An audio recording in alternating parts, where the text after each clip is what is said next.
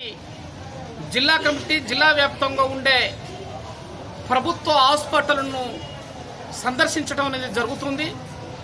ముఖ్యంగా వర్షాకాలం వస్తున్న సందర్భంలో వర్షాకాలం పరిస్థితులలో మరి సీజనల్ జ్వరాలు కానీ దగ్గు కానీ మోషన్స్ కానీ సీజనల్ జ్వరాలు ఎక్కువ అవుతున్నాయి.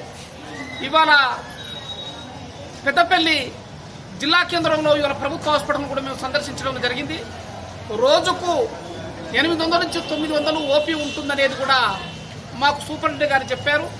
మేము వార్డులను కనుక పోయి పరిశీలన చేస్తే వార్డు తిరిగితే ఇవాళ పేషెంట్లు ఎక్కువ ఉన్నారు.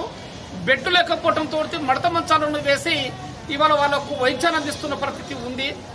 మరి ఇవాళ అన్ని అందుబాటులో ఉన్నప్పటికీ ఇంకా కొన్ని సమస్యలు కూడా ఈ హాస్పిటల్ ఉన్నట్టుగా కూడా మాకు పేషెంట్లు చెప్పారు. వాళ్ళ పేషెంట్ యొక్క పేరుని చెప్పారు, సూపరింటెండెంట్ గారు కూడా చెప్పారు. ముఖ్యంగా అంబులెన్స్ ఒకటే ఉంది. మొత్తం జిల్లా కేంద్రంలో అనేక మండలాల నుంచి అనేక ప్రాంతాల నుంచి వచ్చి జనం ఉంటుంది కాబట్టి దీనికి మరి తగినట్టుగా కూడా ఇంకా 2 అంబులెన్స్లు కూడా తెప్పించే విధంగా ఉండాలని కూడా సిపిఎం పార్టీ జిల్లా కమిటీ మరి వాళ్ళ డిమాండ్ చేస్తుంది.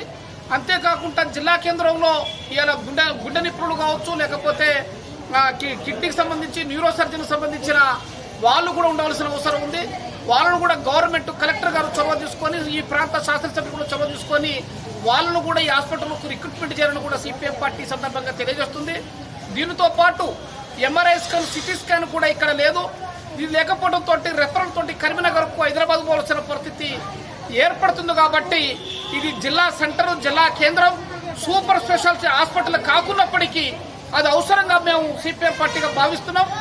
సిటీ స్కాన్ కూడా, ఎంఆర్ఐ స్కాన్ కూడా ఇక్కడ ఇన్స్టాల్ చేయాలి.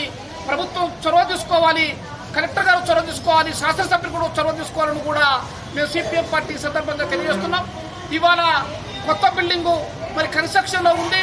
దీంతో ఇక్కడ పార్కింగ్ సమస్య ఉంది. పేషెంట్లు మరి విపరీతంగా పెడుతున్నారు. కాబట్టి ఆ కొత్త బిల్డింగ్ను వెంటనే భవన నిర్మాణాన్ని పూర్తి చేసి ఈ సమస్యను కూడా పరిష్కరించాలని కూడా మేము ఈ సందర్భంగా గవర్నమెంట్ దృష్టికి, మేము సూపరింటెండెంట్ గారి దృష్టికి కూడా తీసుకెళ్తున్నాం.